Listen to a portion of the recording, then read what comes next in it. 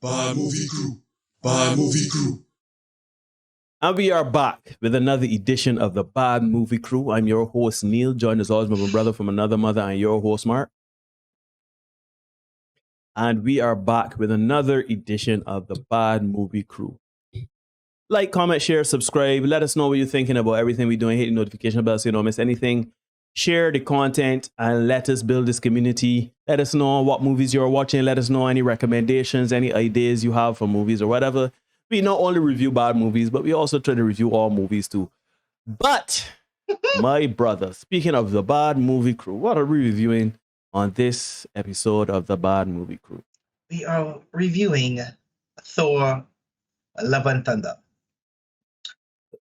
Thor, Love and Thunder. My Thor, God. Love and Thunder. It came out July 8th, 2022. It's 119 minutes, directed by Taika Waititi, starring Chris Hemsworth, Christian Bale, Tessa Thompson, the same Waititi, Russell Crowe, Natalie Portman. Marvel produced this, Disney and all the thing. Budget, $250 million. Box office, $759.6 million. No, we got that out of the way, right? Spoiler alert, if you haven't watched any of Thor or Avengers or Marvel and you care about it, At this point, who gives a fuck? just, yeah. Anyway, Anyhow. you go first, sir. But no. The floor is yours. The floor is Okay, yours. all right, The floor cool. is yours. The floor is yours. First, let me set it up. Everybody know who Thor is at this point. At this Thor, point. God of Thunder, Avenger, all around handsome guy. You know what I mean? All around cool guy, right? Correct. From Asgard or whatever. And this follows Thor after the events of Endgame, in that he has gone off with the Guardians of the Galaxy to find himself, and he goes around on adventures with the Guardians of the Galaxy. New Asgard is now on Earth because the old Asgard was destroyed after Ragnarok. So this is where we find Thor. Thor is looking for something, for meaning, for purpose in the universe as a god, as he is no longer bound by the duties of king of Asgard, because now Valkyrie is the king, which is a weird choice. She is king of New Asgard. So he is not bound by that. He is literally just a god roaming the galaxy trying to find purpose, which is hilarious to me because you are tasked with protecting your realm and protecting your people, but you somehow got to find purpose. Anyhow, who am I to comment on a fictional man's existential crisis? But anyhow, Mark told me to go first. I don't know how we have gotten to this space where we take IP that worked, IP that was fun, and just cut it up and just decide we can do any and everything. And I don't want to sound like one of these crazy fans that, I'm a Thor man and they don't like how to do it. It's not about that. This is about Marvel doubling down on their chosen path for a movie, a character, IP, or whatever. So in Thor Ragnarok, it was lighthearted. They decided not to make, and I've found how Marvel handles uber powerful characters like the Hulk and Thor. They make them parodies of the characters. They make them kind of jokes of themselves, that they don't take themselves too seriously, right? To kind of make them, I guess, relatable to us humans, because we can't relate to a man that's a god of thunder. We can't relate to a man that's get vexed, turn green, and destroy things. We can't relate to those things. So they try to, I guess, make them relatable by making them comical and somehow self-aware. The problem.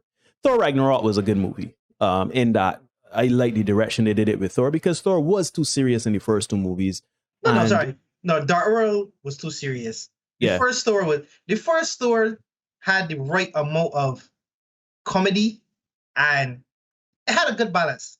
Right. But sorry, sir, floor is yours. No problem. They went with the formula in Ragnarok, and it was really good. It was really good, right?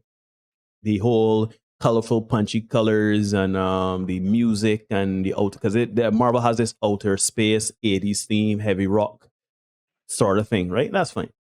But when you decide to double down on that comedy, and you hear that Thor's love interest has stage 4 cancer, and you make, while revealing that to the audience, You see Jane Foster going into the little machine, and you see her sitting down there getting her treatment, and you see Darcy come and talking to her, and she is revealing, and they're revealing to the audience through a little slight exposition that she got stage 4 cancer.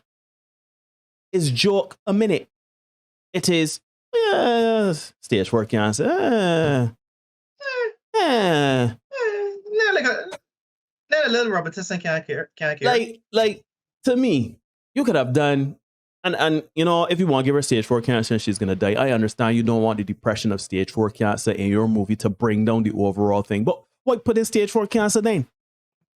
Why put in stage 4 cancer? Why she couldn't have some, I don't know. Shoot, they could have done it right where they didn't have to have her with a disease. Think about this. They didn't have to have her with a disease. Mjolnir just called to her. She goes to New Asgard. She sees Mjolnir. She becomes Thor, the mighty Thor. And then through using the hammer, it starts to slowly drain her life force. And if she uses the hammer one more time, she will die. It still works. It still works. Why does one have stage 4 cancer? Well, no. Why do you put in something as serious? Because stage 4 cancer is not a joke. It really isn't. And then you wrap it around a movie that is just jokes. This movie was, it was unnecessarily funny. Thor just seems hapless. And it don't make sense going from what he was at the beginning of the Thor franchise to where he is now. Like, he is a parody of himself. There's so many things. Like when he talking to people like, oh, we're here in New Asgard and we can think, like, he's a parody of himself. He's a clown. He's a joke. So when the serious moments come, like at the end when he fighting Gore, Gore is the god butcher. He is fighting, which the stakes I didn't care about because I didn't feel anything. Right? That is what you do by having jokes a mile a minute. When you have jokes all the time, and there's a crack up here and a crack up there and a crack up there. When it comes to the actual serious moments in the movie, which was that little moment when Gore and Jane were fighting one another, right? That was serious, but there was no tension. There was absolutely no tension in this movie for me. None. The serious moments when they go to see Zeus. I was like, all right, they go to see Zeus. Zeus is Zeus. If you know who Zeus, you know about God, like Christianity God, and you know about Zeus. That means pretty true. Yep. God, Christianity God is number one. Depending on what party where you live in, you know about God and you know about Zeus. Right? So you go to see Zeus. I have no problem in Russell Crowe's portrayal of Zeus. You know, the subversion of Zeus being this ultra serious, ultra bad. He's really a self-entitled jackass. No problem. But there's no tension in that moment. Shoot, they kill Zeus. And in the post-credit scene, he's alive. And this is the problem with Marvel. There are no consequences. Jane Foster has died. And I don't feel she ain't dead. She gone to Valhalla. But you know they will tell you in comic books nobody's really dead. I understand that. But by the same token, there need to be some consequences. There need to be some consequences because that's the comic book to differentiate yourself from the comic book. If you can differentiate, for example, you have made the conscious decision to differentiate yourself from Thor, the comic book. Because Thor is nowhere in the MCU, is nowhere near Thor in the comic books, right? They're chalk and cheese in terms of character portrayal, right? Mm-hmm. You decide you're going to make the decision to not do that Thor. No problem. You make a decision to not make those characters the carbon copy of those characters in the comic book. No problem. Then where are the consequences? They are not, like, in Marvel, in MCU, when somebody dies, are they really dead? No. And it is just there are no consequences. So why do I care when Jane Foster in Thor Arms talking about she dead it? You understand me? Because I already get conditioned that the boy ain't really dead. When Tessa Thompson, Valkyrie, when she get impaled and she get stabbed up and Gore stabs her, I like, all right. You know what I mean? There are no consequences. So in this whole entire movie, I'm going into this movie from the time you set up joke after joke after joke after joke. Every time you see it goes, all right, that's funny for the first couple of times you see it. But then when you going to the shadow realm and the goats land and then, all right, we need the goats like, and it's like, where's the tension? The tension is subverted by comedy. And that is a problem. That is a problem when you are trying to set stakes. The same thing I always say, if you're building your world, if you are setting up your world, fine. If you set up your world that you have set up your world that there are high stakes, there are consequences. If we don't do this, X gonna happen. These children get kidnapped. If you don't do this, whatever. But you make light of every situation. Then one, you telling me one, you don't care about the kids, or you don't care about the stakes, or two, the stakes don't matter because everything will work out at the end. I felt nothing when Gore died. I felt nothing when Jane Foster died. I felt nothing when he kidnapped the children. I felt nothing when they first revealed that she had stage. As a matter of fact, I felt uncomfortable that they was making fun of her having stage 4 cancer. I felt uncomfortable. I felt like, this woman she has stage 4 cancer. That is unfortunately not a very good outcome for her. No. But it's a joke a mile a minute. They ain't even and that's the thing about it, right? Because they're clearly not trying to make these movies relatable. Which is a weird dichotomy for me, because they're by giving you jokes all the time, they're trying to relate to you and ease you and your sensibilities, right? But then no one that knows what cancer is, knows what stage 4 cancer is. They're in a shed tear, they're in a moment of, comfort, they're in a self-reflection, they're in a regret, they're in nothing. You got a death sentence, but you laughing a mile a minute. How can I relate to that? How can anybody that knows what stage 4 cancer is can relate to that? I know people that have stage 4 cancer. Them they laughing till the end. So either A, take out the stage 4 cancer if you want to make it a light, bubbly movie. Take out that whole thing and let the ham is the one that killing sheep. You understand? Because watch, let me show you how you could have made this movie 100 times better. Thor, Gore got fight Thor, right? And Gore say, all right, I need to get this man. Kidnap Jane Foster. And because you have said to the hammer, protect her, the hammer comes to her, she beat up Gore, and Gore goes, sorry, she ain't it, let me go get your children.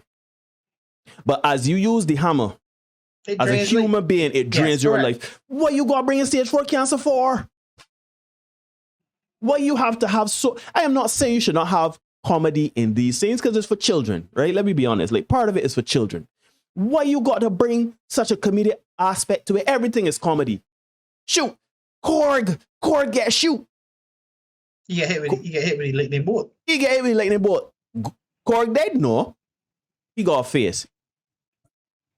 So there are no consequences in these movies. I would not be surprised if we see Jane Foster again. I would not be surprised. And I ain't talking about from some other universe. I'm talking about from saying Valhalla she went in. I don't feel that we see the end of Gore. I won't be surprised if they had some movie come back. Like, there are no consequences. So how can I take your movie seriously if you have set your stakes and negated them in the same scene, essentially?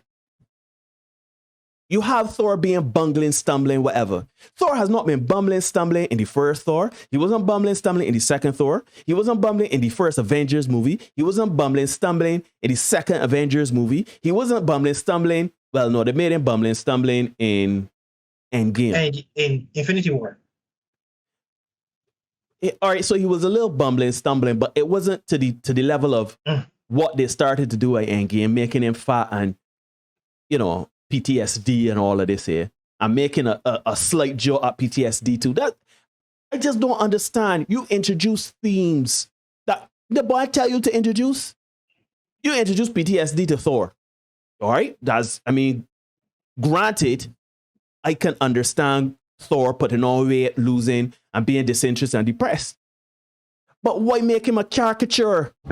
You have not shown any real world consequences to having PTSD. Even if it's like a brief scene where you see him alone, weeping that he has failed, or he watching a news report where they're saying, you know, there's the blip, half the population gone, and you know, a sad thing and whatever. We remember this is the anniversary of whatever. And Thor just taking a moment to shed a tear, saying, "Why did I go for the head?" You know what I mean? And having some allusion to the consequences of the decisions he has made. No, he out there drinking beer, playing video games. He looking to curse out some noob killer something, something. 64. And it's jokes. It's jokes. Ha ha, kiki, right? I just don't understand. I do not understand what Marvel has become. And I'm not sitting here saying I want an uber hardcore, gritty, realistic, grounded MCU. That's not what I'm saying. But too far left is still a problem. Because you go into these movies because you need conflict now. What was the conflict in this movie? The conflict is Gore with the children, and he can do. And that was the thing that bothered me as well. Like, you basically on a revenge tour against all the gods because this one god abandoned you and you lost your daughter. So then your thing is, you as a parent know the feeling of losing your child. You go and kidnap children, like that don't add up. And then he had a chance to Thor and start talking. My nigga, you talk the whole movie. They may just show you turning up and chopping up all the gods and a million people calling the Guardians of the Galaxy for help. But all of a sudden, no, we can stand up and talk. Ain't to say you went and fight Thor and Thor bust you ass and you holla, yeah, let me rethink this strategy. Let me rethink this strategy and roll out. And not only that too, but let's be honest, right? Let's be honest. Hollywood does not have the balls. Disney doesn't have the balls. And Marvel doesn't have the balls to really do something to children. So anybody that watched that. We've seen children get that. In a Disney movie? Oh, no. In a Marvel movie? In today's Hollywood? I'm not saying it don't happen, you know.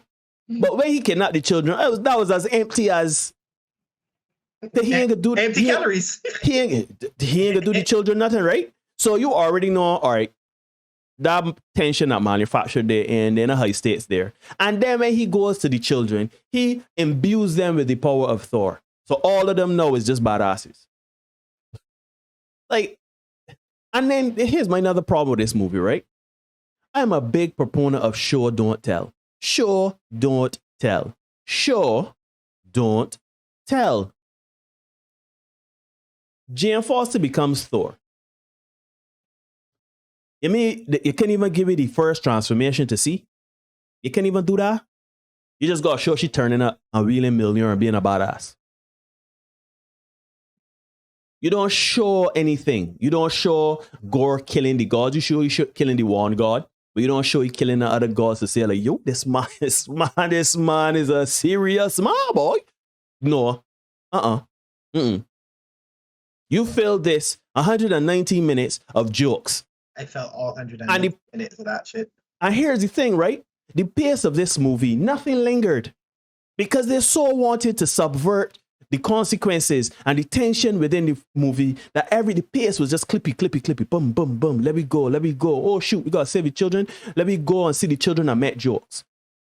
These children scared and you fumbling around your children. Right? You just, I do not, listen, I in full transparency, I have not watched much of Phase 4. And that is not because of any, I don't want to watch it or in a bad mind, nothing. It's just, I have not gotten around to it, right? And there are some that I really do want to watch, right? And then there's some where I say, you know, like in stage 3 or stage phase 1 to 3, everything before, almost everything before Endgame. I would say that I watch most of it. I didn't finish all of Agents of S.H.I.E.L.D. I didn't finish all of Agent Carter, but I watched most of those phases, right? I am not inclined to watch it based on what I am seeing in trailers. Like She-Hulk. Why would I watch She-Hulk? Not because it's She-Hulk. Here's a little known fact about me. I actually find She-Hulk a compelling character. Here's why. Because you have Bruce Banner. You have Bruce Banner being Bruce Banner. Rah, Bruce Banner, rah, Bruce Banner, right? And She-Hulk has her own struggle with this whole power and anger and stuff like that. And this whole dimension as a woman, as a lawyer. There are so many things you could have done to even feed into the issues women have today that you could address in She-Hulk. But from all the trailers and clips I've seen, I'm like, what is this? What's the purpose of this? What is the purpose of this? How is this bringing attention to life as a woman with superpowers that are similar to the Hulk? I do not understand. Like, they're just empty calories, as Mark said. This empty consumption is just, shoot, it's Thor. We're gonna watch Thor. We're gonna see Thor do jump for half hour, 30 minutes. We can get some laughs for another 30 minutes, half hour, and we can just call it a night. But how is this? How are you getting an experience? Like when you watch Winter Soldier, Captain America Winter Soldier. When you watch Captain America Civil War. When you watch the first Iron Man, right? When you watch the first Thor. You understand what I mean? Even the first Hulk. When you watch, and when I say the first Hulk, I mean with Ed Norton and not. No, not Ed Banner. All right, not that one, right? But when you have these movies, right? Yes, it is a comic book movie, so comedy and levity is expected.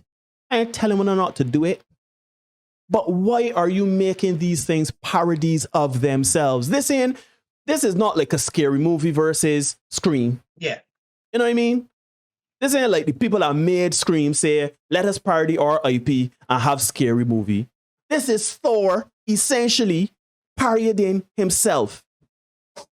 And I don't, like when they did that scene about when Hela destroyed the hammer, when they were doing the play with Matt Damon and stuff like that. All that was is like, yo, that was funny. And Thor Ragnarok, let me bring that back and extend that. And they cheapened the death of Odin. Yep. I don't. And it is not necessary. That's the whole point of it, you know.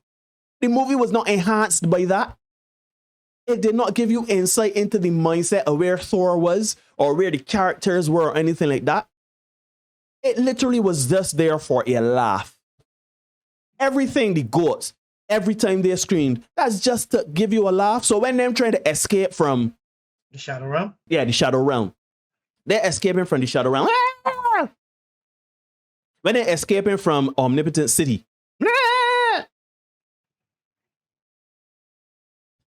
Where's the tension? There's no tension in these movies. There are no stakes. You really thought that Gore had any possibility or chance of really destroying the universe? You remember when the first movie, first Avengers, with Loki, where he brought in the army and the army coming, you see in the States, right? For a brief moment, it was like, because right? You know these movies are going to turn out well for the heroes. Yeah. That is why Infinity War did so well. Infinity War did so well because people died. And for a moment, you was like, God damn. Right? I don't feel too well. Man, I don't feel so good. I remember man telling me Spider-Man ain't getting dead or Black Panther ain't getting dead in the upcoming Infinity War because them no come. I say, let me tell you something. Read the comments here called People is to Dead.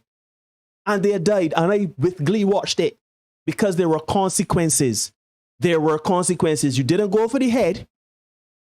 The man got a chance to snap his fingers and people died. I have no problem with the coming back because you know what? That is fine. It's comic books, as you say. But for a brief moment, for a year, we was like, I know. It's true. You may know Spider-Man coming back. You may know Black Panther coming back, but them dead now, and you want to see how they're going to come back. You know, if they run in Marvel,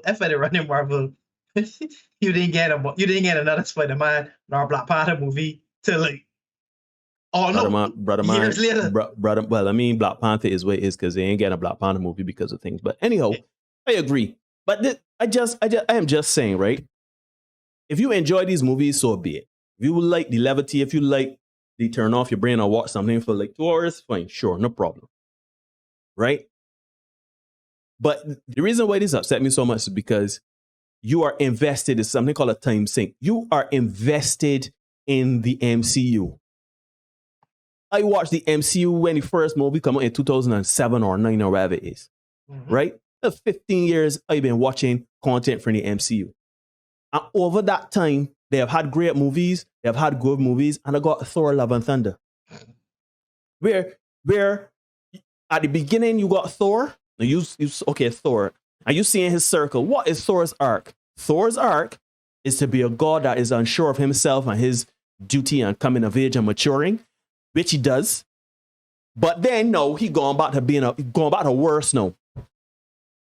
Like, I'm just saying, when you build your world, make it cohesive. If a monster is a bumbling family idiot, he's a bumbling family idiot. No problem. Like Ant-Man.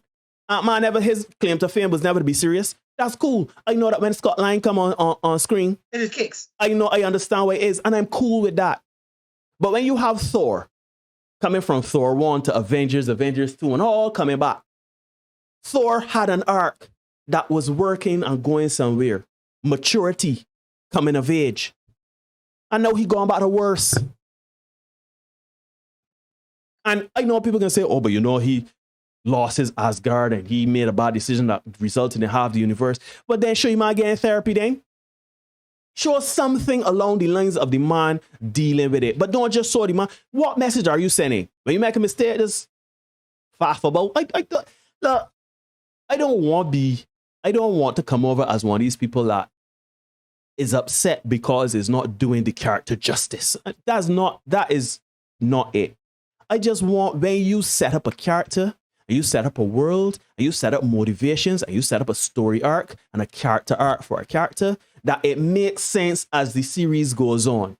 That's all. That is all. I don't mind them having, situations where, like Thor, let's say Thor is this because of the results of what happened in Ragnarok and Endgame.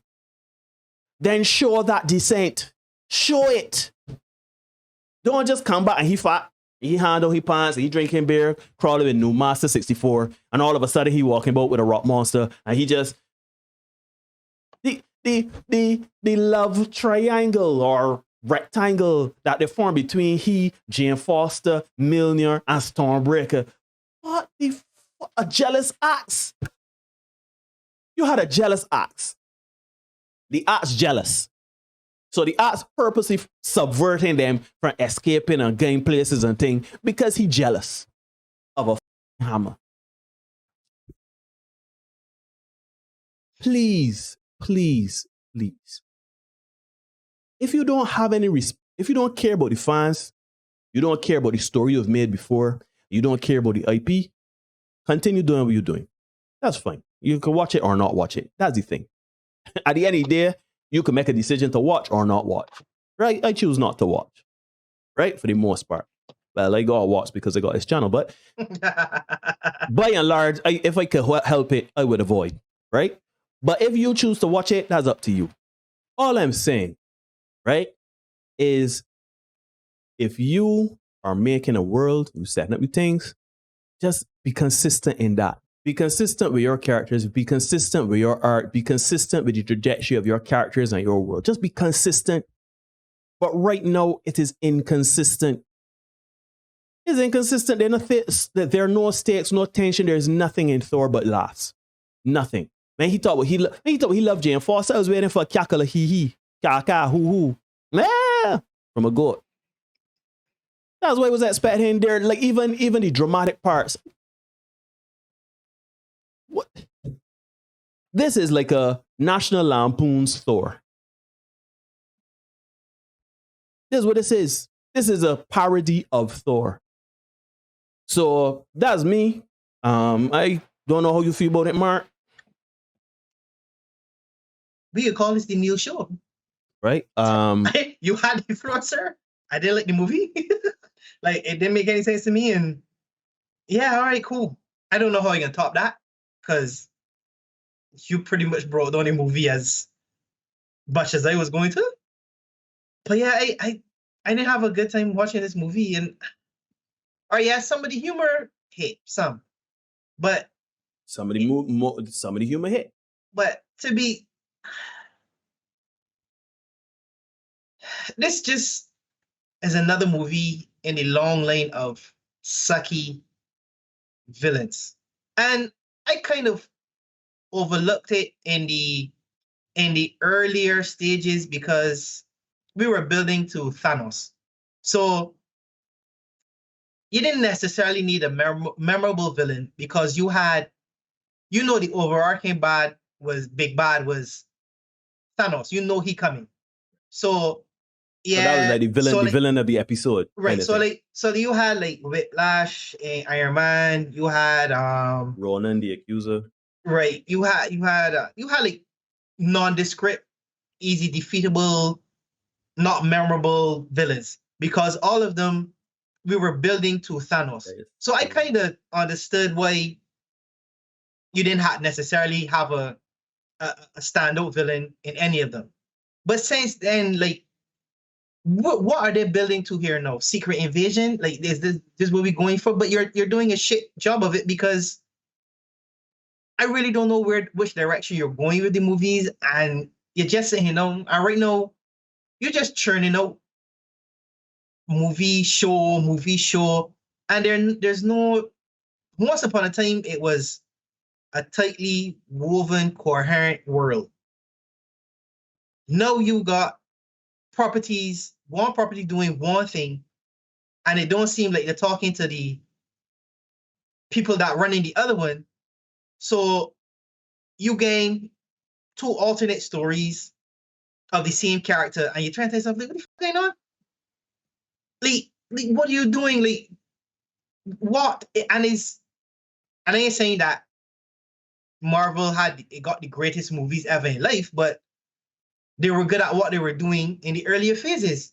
Like, you had Agents of S.H.I.E.L.D. was tied into something that happened in Captain America. Captain America had something tied into Thor. Thor has something tied into Spider-Man. You could see. No, it's like it gone from what was once a close, tight-knit family that you would spend the holidays together and then all of a sudden somebody had a disagreement over a piece of land and nobody don't talk to one another.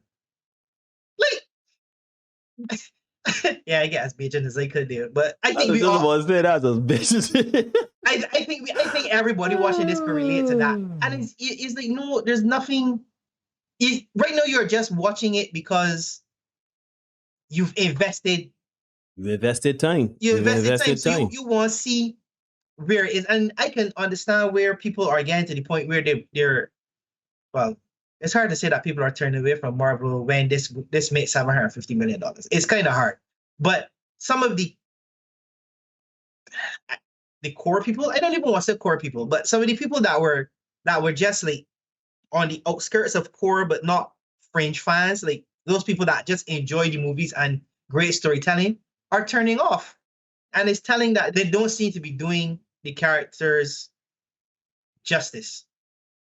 And they ain't doing the IP justice. They ain't doing nothing. The word that came before.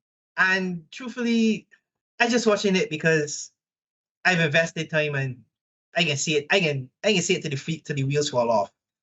Good, bad, indifferent. I can get on. I can probably get on with the shit because it gives us. I will go down with this shit. Plus, because it gives us content, and we are the bad movie crew. So if you give it bad movies, we will talk about it. But yeah, because they're torn, right? You can't tell Disney not to continue making these movies, or else we won't got there to do. Exactly. For this channel. So I ain't got much more to say because, like I said, this was the Neil show. Neil.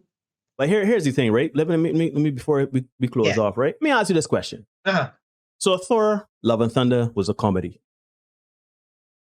Was it a funny comedy? No. Like if your movie is 119 minutes and you had 119 minutes of jokes, I don't even think 20 minutes of the jokes made sense. Like 20 minutes of jokes hit home. Like I said, some of the humor was funny. Like you said, Russ, the subversion of Zeus's character. Okay, fine. I had like that. I had like Zeus. Right, Zeus cool. was, yeah, like okay, fine. But then you are not invited to the orgy. Yeah. And then it's like you at the end of the day, it is still Zeus. And as far as I know, Zeus don't really don't make Zeus start whispering. You know the man got the man got the necrosword, boy. And yes, man say, Alan, I am afraid because he has a necrosword. I was like, what? You know that? And like you said, too far left is still wrong. Like you could have the subversion was good, but you could literally say, yeah, we still trying to figure out what we want to do. Like you don't necessarily you don't have to really turn the man into a bitch. You could have said, oh yeah, we know he got the thing, we know he killing, but we trying to figure out. But I still got upon this face to keep everybody calm. You know what I mean? But movie don't even get a rating. -2. That shit. Like that's how I feel about it. Yeah, this movie is not good. It is, yeah. Again, okay. When I say it's not good, I mean from the standpoint of, you know, the world that they've built and the stakes and standards they set for Thor, right? This movie feels like a parody of Thor. It feels like a parody of their own existing content in the MCU, and it feels as though they tried really, really hard to make this a comedy and make it funny every scene of this movie, to the point where it takes away from the stakes, it takes away from the tension. I did not in any way feel frightened for Thor. I didn't feel frightened for Jane even as she died. I didn't feel frightened for nobody. I didn't feel remorse for Gore. He didn't redeem, even though they tried to give him a redemption arc. Thor got a daughter now. I don't care. I do not care. Like, this is not setting up. Like, if they made a Thor, I can't wait to see the next Thor. Or I can't wait to see what's the next entry for Thor and this young. I don't care. I don't care. I literally do not care. And they have made it, to me, the perfect scene that signifies this in Thor Love and Thunder is when they took Mjolnir and draw it up, the girl draw the little face on it or whatever. That is it. Essentially, that is just showing you we don't care really about this IP. Whatever it do, it do. We know it can, whatever we put on screen, it can make $700 to $1 billion. Yeah. It can make about $700 to $1 billion. And we can just keep cranking these out. There's no impetus to change. So if you enjoy the movies, you enjoy the movies. You know what I mean? You know, if you was wanting to turn off your mind and just laugh a minute, enjoy yourself. For us, we don't like it because that's not what Thor was set up to be. And it's only here late at the making Thor a buffoon. So yeah, watch at your discretion. It is a bad movie to the bad movie crew. We do not approve. We do not rate, does not like. And that is that. Yeah. And on that note, folks, we will wrap this up. And as always, like, comment, subscribe, share, hit that notification bell so you don't miss anything coming down the pipeline. And yeah, we didn't like this movie. We really didn't. Go watch Top Gun Maverick. Until next time. Peace. Yes.